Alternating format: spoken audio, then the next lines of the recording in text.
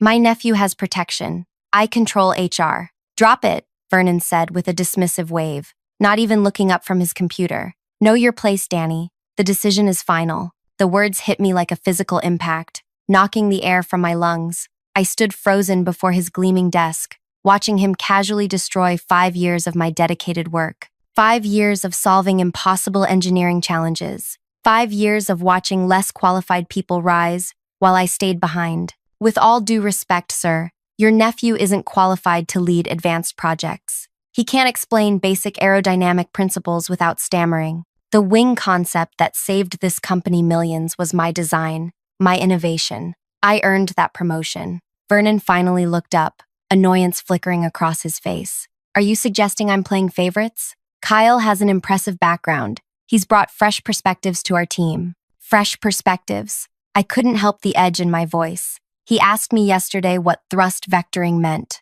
That's undergraduate material, sir. And those accomplishments on his resume? I checked with people at those companies. No one remembers him doing what he claims. Enough! Vernon's palm slammed against the desk. You're becoming a problem, Danny. A problem I don't need. My nephew has protection. I control HR. Drop it. The anger burning inside me remained contained, but just barely. I straightened my spine and looked directly into his eyes. You have no idea who you're dealing with. You have 10 minutes to fix this. Vernon's laugh was short and sharp. Are you threatening me? With what exactly? Nobody will believe you over me. This conversation is over. I left without another word, closing his door softly behind me. My heart hammered in my chest as I walked through the maze of cubicles, nodding mechanically at colleagues. Nobody knew what had just happened. Nobody knew what I was about to do. The weight of my phone felt heavy in my pocket. One call would change everything. Wait, before I tell you what happened next, if you're enjoying this story so far, please tap that like button and subscribe to hear more stories like this one. Your support means everything, and it helps me keep sharing these real-life dramas with you. Now, let's get back to what happened after I left Vernon's office. My name is Danielle Keegan, but everyone calls me Danny. I've always been the person who solves problems others can't crack. Growing up with 4 brothers taught me to fight for recognition, a skill that served me well in the male-dominated aerospace industry. For 5 years, I'd been the backbone of Aerodyne's innovation team. When the previous wing design failed crucial safety tests, threatening a multi-million-dollar government contract, I worked 80-hour weeks developing an alternative that ultimately saved the project. The industry publications praised the revolutionary design, though my name appeared nowhere in the press releases. I accepted staying in the shadows because I believed my work would eventually speak for itself. When Arthur, our advanced projects director, announced his retirement, I thought my moment had finally arrived. I had the experience, the technical knowledge, and the respect of the engineering team. Then Kyle appeared. Kyle was Vernon's nephew, 28 years old with artificially whitened teeth and designer suits that seemed at odds with an engineer's salary. His resume boasted impressive achievements at 3 different aerospace companies, yet he struggled with concepts I mastered in my second year of college. We're lucky to have Kyle join our team, Vernon had announced at the monthly meeting. He brings extraordinary talent and fresh insights to Aerodyne. I watched my colleagues exchange glances. We all knew what was happening, but nobody dared say it aloud. 3 weeks later came the announcement that confirmed our suspicions. Kyle would take over as Advanced Projects Director when Arthur retired next month. The injustice burned inside me, but I tried to follow proper channels. I scheduled a meeting with Human Resources to discuss my concerns about Kyle's qualifications. We appreciate your dedication, Danny, said Priya from HR, her expression sympathetic but firm. But we need you to be a team player here. Kyle has excellent credentials, and Vernon speaks very highly of him. Have you verified those credentials? I asked, because I've made some calls, and that won't be necessary, Priya interrupted, suddenly looking uncomfortable. The hiring committee has reviewed everything thoroughly. Next, I approached my direct supervisor, Arthur himself, the man whose position was at stake. I know exactly what you're feeling, Danny, Arthur said quietly as we sat in the empty conference room. And between us, you deserve that promotion. But Vernon has the ear of the board. He's been here 20 years. Fighting him isn't worth ending your career over. So we just let someone unqualified lead critical safety projects? Our designs go into aircraft carrying hundreds of passengers, Arthur. Arthur's shoulders slumped. Sometimes we have to pick our battles. The system isn't fair, but it's the system we have. That conversation led me to Vernon's office, to my ultimatum, and now to the decision I never wanted to make. I walked to my car in the underground parking garage, the fluorescent lights buzzing overhead. Inside the privacy of my vehicle, I pulled out my phone and stared at it. The contact name glowed back at me. Eliza Wilson. Eliza and I had been roommates in college 15 years ago. We'd stayed close as our careers diverged, mine into aerospace engineering, hers into government oversight. She was now the Federal Aviation Administration's lead safety inspector scheduled to approve Aerodyne's new commercial aircraft line next week. I had never used our friendship professionally. I had built my career on merit and hard work, but Vernon had changed the rules of the game. My finger hovered over her name. Was I really going to do this? Once this call was made, there would be no going back. I thought about Kyle, who would be responsible for decisions that affected passenger safety without understanding basic principles. I thought about the design modifications he'd already approved without proper testing. Nothing catastrophic, but concerning enough that they needed expert review and a rubber stamp from someone who couldn't tell aluminum alloys apart. I pressed call. Hey, Danny. Eliza's voice was warm. I was just thinking about you. I'll be in town next week for the Aerodyne inspection. That's actually why I'm calling, I said, my voice steadier than I expected. We need to talk about some modifications that have been approved for the new aircraft line. There are safety concerns you should know about before the inspection. What kind of concerns? Her tone immediately shifted to professional alertness. Design changes approved without proper testing protocols, modifications to control systems that haven't been through the full review process. I took a deep breath. And most importantly, the person who approved them lacks the qualifications to make those judgments. That's a serious allegation, Danny. I know. I wouldn't make it if I wasn't certain. Silence stretched between us. Then Eliza spoke carefully. This sounds like something that needs an emergency review before the scheduled inspection. I can arrange a meeting with the board tomorrow morning. I'll need you to provide specific details. I can do that, I said. After hanging up, I sat motionless in my car. Had I crossed a line? Would this decision haunt my career? The aerospace industry was tight-knit. Word would spread about what I'd done. My phone lit up. Unknown number. I answered cautiously. Hello?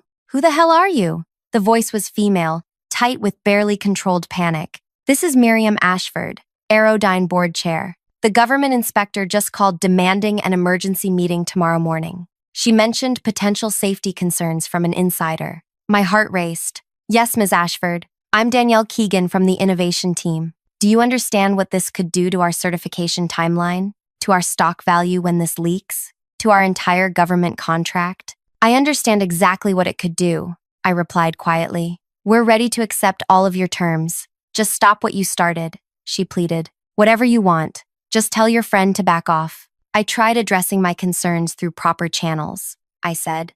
I was told to know my place. The line went silent for a moment. Then Miriam spoke again, her voice carefully controlled. What exactly do you want, Ms. Keegan? That question hung in the air between us. What did I want? Justice? Recognition? Or something more? Before I could answer, my phone signaled another incoming call. I asked, Vernon. I asked Miriam to hold and switched calls. What have you done? Vernon hissed without preamble. His voice had lost all its previous confidence. The FAA inspector just called an emergency meeting. She mentioned concerns about Kyle's qualifications and modified designs. I believe I mentioned you had 10 minutes to fix the situation, I said calmly. You laughed. You can't do this. You'll never work in aerospace again. I'll make sure of it. That's where you're wrong, Vernon. The inspection is happening because there are legitimate safety concerns. Your nephew approved modifications without proper testing. That's not spite. That's fact. Tell me what you want, he said, his voice suddenly pleading. A promotion? Money? Name it. I want the qualified person to lead advanced projects. I want accountability, and I want assurance that safety isn't compromised for nepotism. Fine, you can have the director position. I'll move Kyle somewhere else. Just call off the inspector. It's too late for that, I said. The concerns have been officially logged. The inspection will happen, but how badly it goes for Aerodyne depends on what happens next. I switched back to Miriam. I'm sorry for the wait, Ms. Ashford. As I was about to explain, I want 3 things. First, I want to be named Executive Director of Safety and Innovation, reporting directly to the board, not to Vernon. Second, I want to build my own team of qualified engineers. Third, I want Vernon and Kyle transferred away from any position that influences critical design decisions. That's substantial, Miriam said carefully. The board would need to discuss this. Of course. You have until the emergency inspection tomorrow at 9 a.m. I should mention that I've documented all the improper design approvals and qualification discrepancies. If Aerodyne chooses to retaliate against me, that documentation will go directly to the FAA and the press. You've thought this through, Miriam said, sounding almost impressed. I'm an engineer. Thinking through problems is what I do. As I hung up, my hands finally began to shake. I'd just gambled my entire career on one bold move against a powerful executive. But sometimes, standing up for what's right requires risking everything. I had no idea if they would meet my demands or if I'd just committed professional suicide. All I knew was that I couldn't remain silent any longer. The next 8 hours would determine everything. 9 o'clock that evening found me sitting in my modest apartment, staring at the walls. The bold move I'd made earlier still didn't feel real. My cat, Penny, sensed my anxiety and curled against my leg, purring softly as if trying to reassure me. What did I just do, Penny? I whispered, scratching behind her ears. Either I just saved my career or completely destroyed it. My phone hadn't stopped buzzing since I left the office. 6 missed calls from Vernon, 4 from numbers I didn't recognize, 12 text messages asking what was happening. Word had spread through the company like wildfire. Something big was brewing. I'd turned off all notifications and spent the evening meticulously organizing my evidence. Every email about the wing design that saved the company millions. Screenshots of the modified specifications Kyle had approved without proper testing. Witness statements from 3 engineers who heard Kyle ask basic questions that any qualified aerospace engineer should know. At 9:42 p.m., my doorbell rang. My heart jumped to my throat. Nobody ever visited this late. I approached the door cautiously and checked the peephole.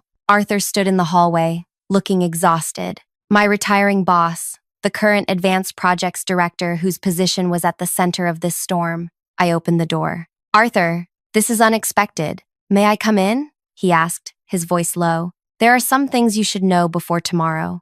I hesitated, then stepped aside. Arthur had always been fair to me, even if he hadn't fought for my promotion. He entered and declined my offer of tea, remaining standing. The board has been in emergency session for the past 3 hours, he said without preamble. Vernon is fighting for his life in there. What do you mean? Arthur's expression was grim. This isn't the first time Vernon has placed unqualified relatives in key positions. 2 years ago, before you joined our team, his brother-in-law briefly headed procurement. He approved substandard materials that nearly caused a testing failure. I stared at him. I never heard about this. It was hushed up. The board gave Vernon a warning and made him remove his brother-in-law. They thought he'd learned his lesson. Arthur shook his head. When you triggered the FAA inspection, Miriam started digging. She found a pattern. My mouth went dry. What kind of pattern? Vernon has been building a network of friends and family throughout the company, people who owe him loyalty over qualified candidates. The board was blind to it until now. He paused. I'm here because Vernon is trying to paint you as disgruntled and unstable. He's claiming you fabricated evidence because you couldn't handle being passed over. Anger flared in my chest. That's ridiculous. I have documented proof. It's strong and... Arthur held up his hand. I know. That's why I'm here. I've decided to speak to the board tomorrow, to tell them what I know about your contributions and Kyle's lack of qualifications. I sat down heavily on my couch. Why now, Arthur? Why didn't you speak up before?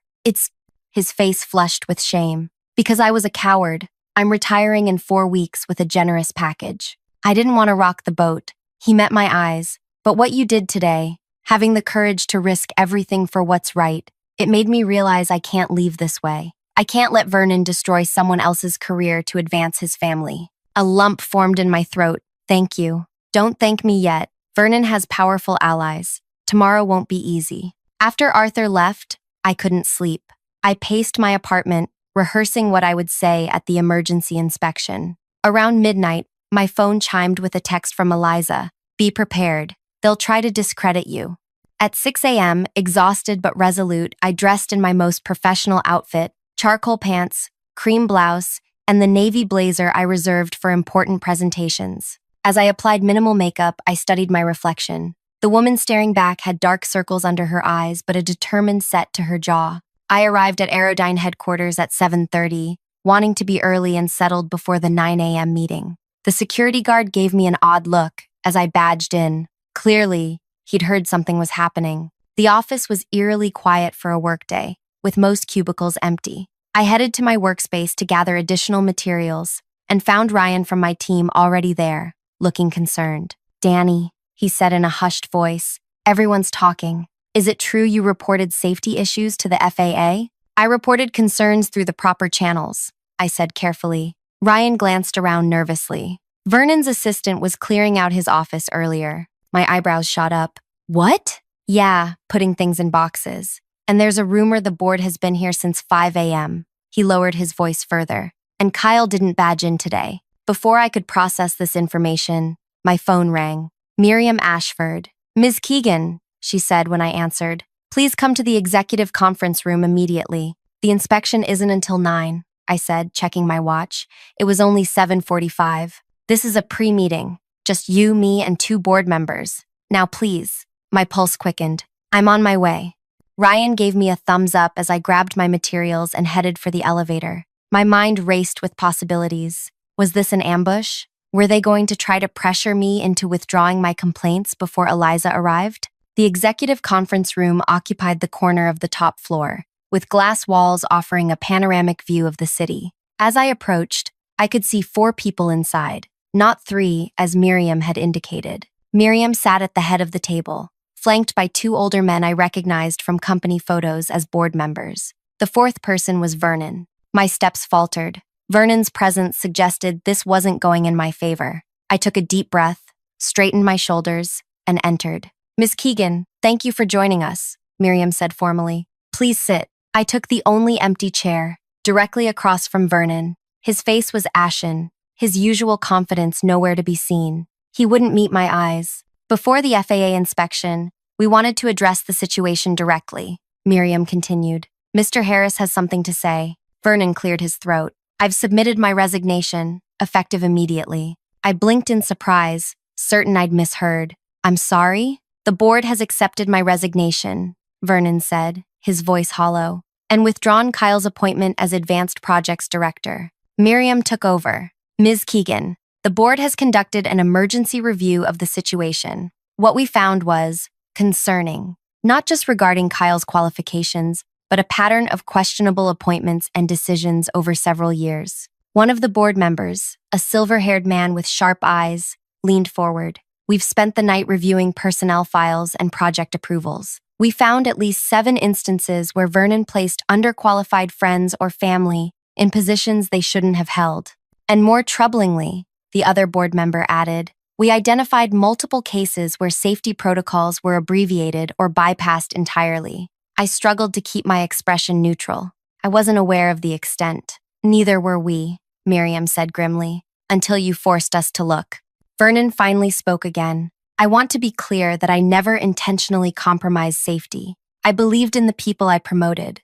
"Regardless of intent," Miriam said sharply, "the effect was the same. And now we face an FAA inspection that could potentially ground our entire new aircraft line." My mind raced. This was unfolding far differently than I'd expected. "What happens now?" Miriam slid a folder across the table. "Inside is a written offer. We're prepared to meet all your conditions. Executive Director of Safety and Innovation, reporting directly to the board. Authority to build your own team. Vernon and Kyle are already out." I opened the folder and skimmed the document. The terms were exactly as I'd requested, with a salary significantly higher than I'd anticipated. "This is contingent on the FAA inspection, I assume?" The silver-haired board member shook his head. "No, this offer stands regardless. We need someone with your integrity heading safety operations. The question is whether you can help us address the issues before the inspector arrives." I looked at Vernon, who sat in defeated silence, then back to the board members. "I need to understand something first.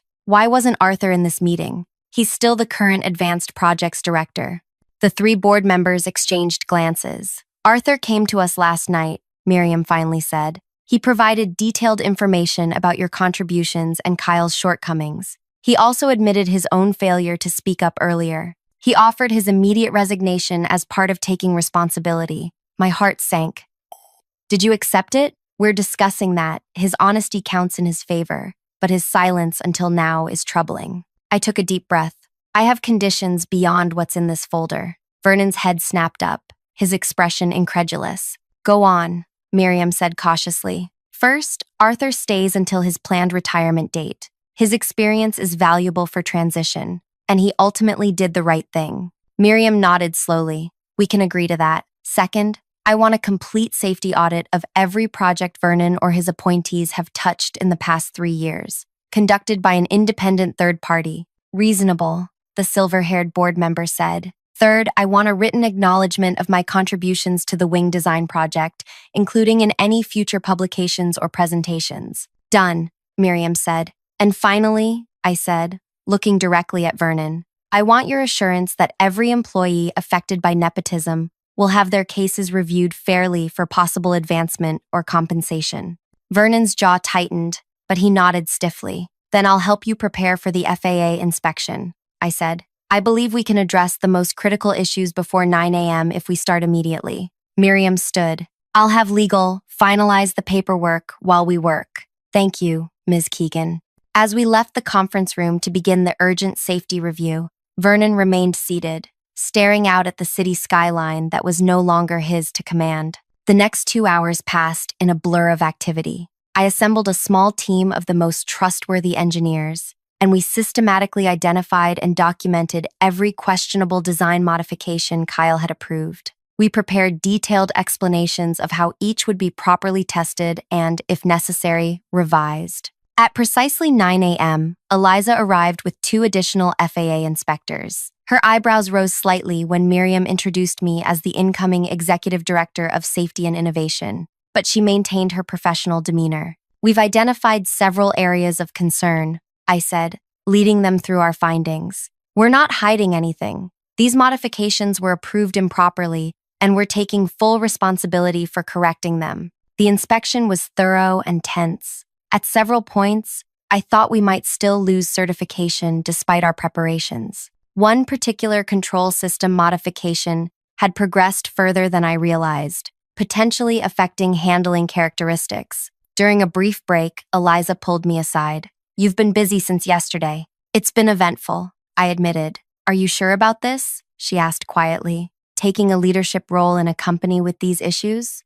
I nodded. Someone needs to fix the culture here. It might as well be me. She studied my face. You always were stubborn. Just promise me one thing. If you find more problems, you'll report them properly, not hide them. You have my word. The inspection continued until late afternoon. When it concluded, Eliza didn't immediately announce her decision, instead conferring privately with her team. The waiting was excruciating. Finally, she returned to the conference room where the board, Arthur, and I sat anxiously. Aerodyne has serious procedural issues that must be addressed, she began, her expression stern. However, we acknowledge the company's transparency today and the concrete plans for remediation. Miriam leaned forward. And our certification? Conditional approval, Eliza said, subject to implementing all the corrections we've outlined and submitting to monthly progress reviews for the next 6 months. The relief in the room was palpable. Conditional approval was the best we could have hoped for under the circumstances. As the meeting concluded and people filed out, Arthur approached me. Congratulations, Executive Director. You've accomplished more in 24 hours than most people do in a career. I smiled tiredly. Thanks for speaking up, Arthur. It mattered. I should have done it sooner. He paused. There's something you should know. After the board meeting last night, I overheard Vernon on his phone. He was furious, talking to someone about making her pay once this blows over. My smile faded.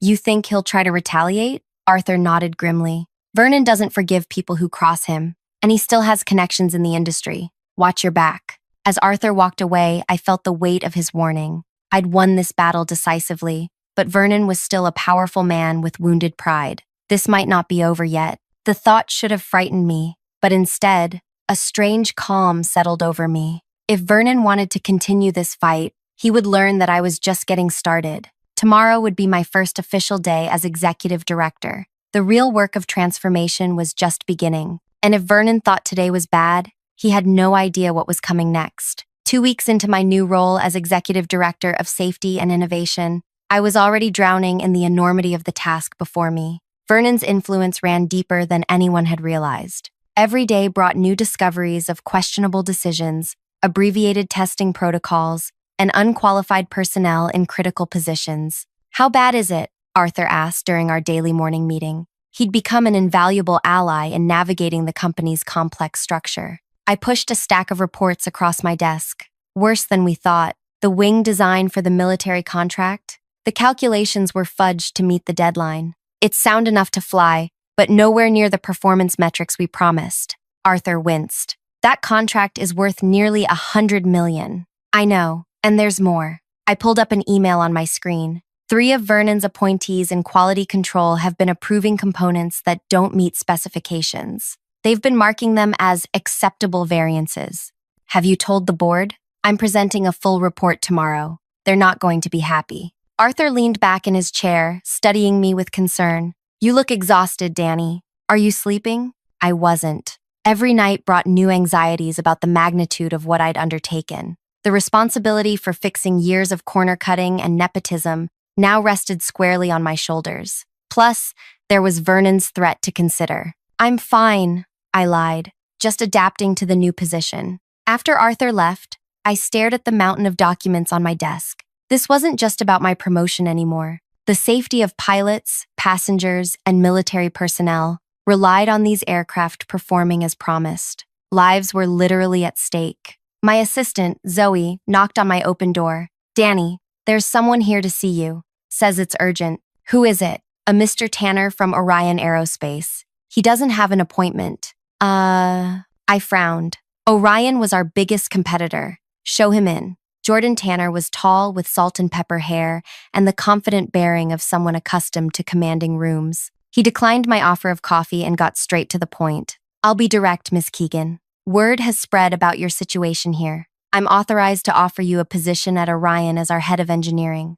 Substantial salary increase, full team authority, and none of. He gestured vaguely around him. This mess to clean up. I blinked in surprise. That's unexpected. Is it? You exposed serious problems in a major aerospace company. That took courage and integrity. Those are qualities Orion values. He slid a folder across my desk. All the details are inside. We'd need your answer within the week. After he left, I sat stunned, staring at the folder. The offer was tempting, a clean slate without the uphill battle I now faced. I could walk away from Vernon's looming threat and start fresh. But something felt off about the timing. Later that afternoon, during a meeting with my newly formed safety team, I received a text from an unknown number. Parking garage, level 3, 5:30 p.m. Come alone if you want to save your career. My pulse quickened. Anonymous messages were never good news. I debated ignoring it, but curiosity and concern won out. If someone had information about more safety issues,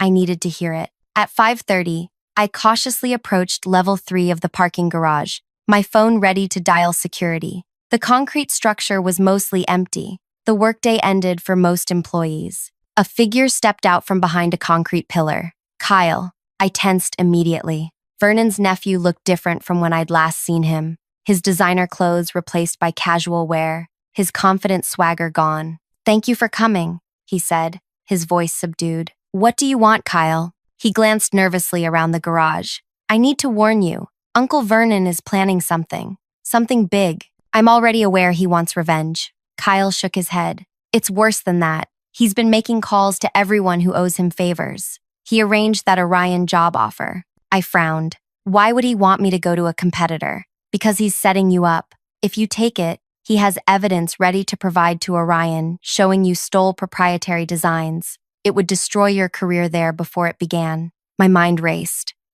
And if I don't take it? Then phase 2 begins. He's gathering statements from people claiming you've been falsifying safety reports to make him look bad. He has someone on your team feeding him information. The betrayal stung. Someone I'd trusted was working against me? Why are you telling me this, Kyle? You lost your position because of me. His eyes dropped to the ground. Because I never wanted any of this. Uncle Vernon pushed me into a role I knew I wasn't qualified for. I tried to tell him, but he wouldn't listen. Said it was my birthright to lead at Aerodyne. He looked up, his expression earnest. I'm actually a decent marketing guy. That's what I studied. But aerospace engineering? I was drowning from day one. I studied his face for signs of deception, but saw only genuine distress. There's something else, Kyle continued.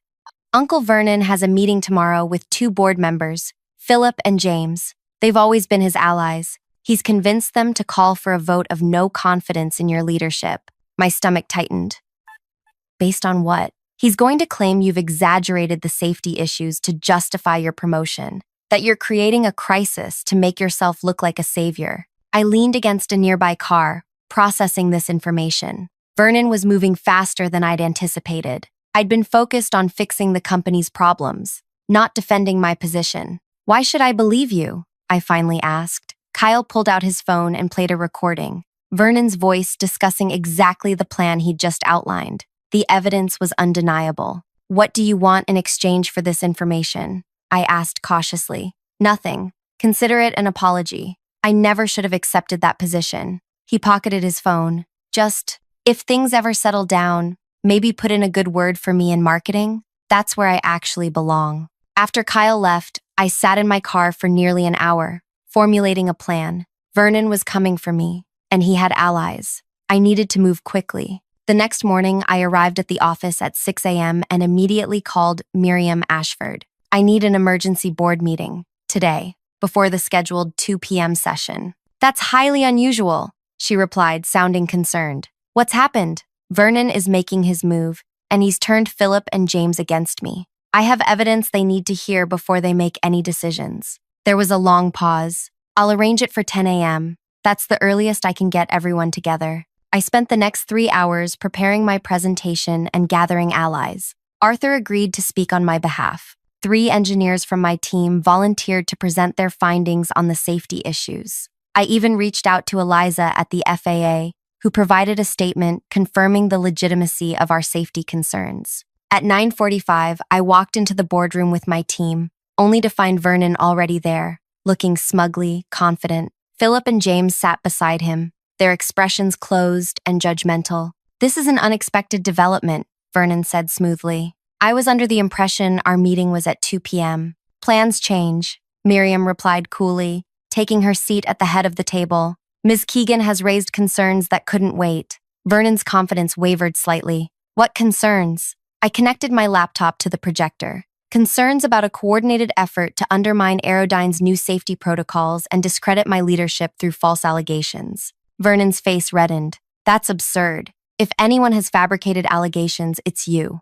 I thought you might say that. I clicked to the first slide, a transcript of Kyle's recording. This is a conversation between you and board members Philip and James from yesterday evening. You'll note the detailed discussion of how to force me out based on claims that I've exaggerated safety issues.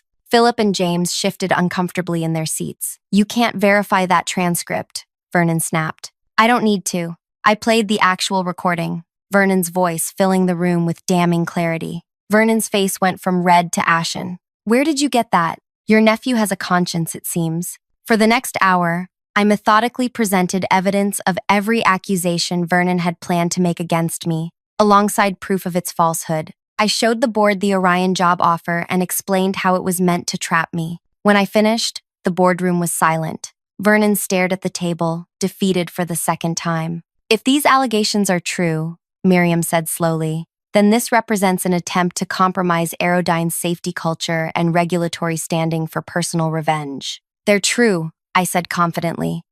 And there's more. During our safety audit, we discovered that Vernon has been receiving payments from a component supplier that repeatedly failed to meet specifications but was approved anyway. This was news even to Vernon, whose head snapped up in shock. That's a lie. I never took bribes. Not bribes, I clarified. Consulting fees to a company registered to your wife's maiden name. We found the connection while tracking the component approval chain. Miriam stood abruptly. Vernon, Philip, James, you'll wait outside while the rest of the board discusses this matter privately. The 3 men filed out, Vernon shooting me a look of pure hatred as he passed. The remaining board members spoke in hushed, urgent tones. I caught fragments, legal implications, regulatory fallout, media exposure. Everyone. After 20 minutes, they called us back in. Vernon, Philip, and James were noticeably subdued. Miriam addressed me first. Miss Keegan, the board extends its apology for this situation. We unanimously reaffirm our confidence in your leadership. Then she turned to Vernon. As for you, the board has decided to refer this matter to legal counsel for potential criminal charges. Your consulting arrangement with our supplier appears to violate both company policy and federal contracting laws. Vernon went completely still. You can't prove intent. Perhaps not, Miriam agreed. But the appearance of impropriety is enough to trigger a federal investigation. Given Aerodyne's government contracts, that would mean the Department of Justice getting involved. Vernon's lawyer, who had arrived during the deliberation, whispered urgently in his ear. The board is prepared to offer you one alternative, Miriam continued. Immediate severance with no benefits, a legally binding non-disclosure agreement, and your commitment to leave the aerospace industry entirely. In exchange, Aerodyne will handle this matter internally. Vernon's shoulders slumped in defeat. I'll take the deal.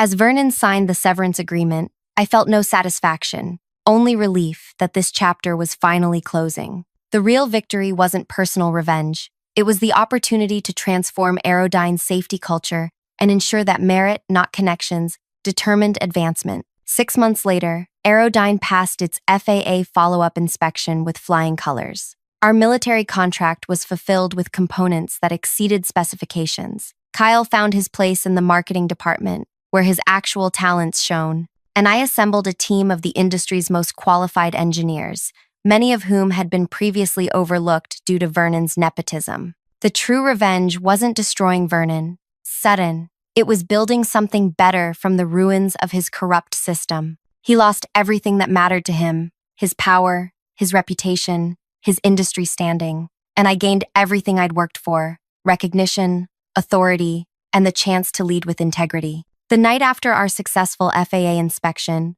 Eliza raised a toast at our celebration dinner. To Danny, who taught us all that standing up for what's right isn't just good ethics, it's good business. As applause filled the room, I thought about the journey that had brought me here. One moment of courage had changed everything, not just for me, but for hundreds of employees and thousands of people who would fly safely in our aircraft. Sometimes the best revenge isn't what you destroy, but what you build in its place. If this story resonated with you, please tap that like button and subscribe for more real stories about standing up against workplace injustice. Have you ever had to take a stand against unfair treatment at work? Share your experience in the comments below. Your story might inspire someone else to find their courage.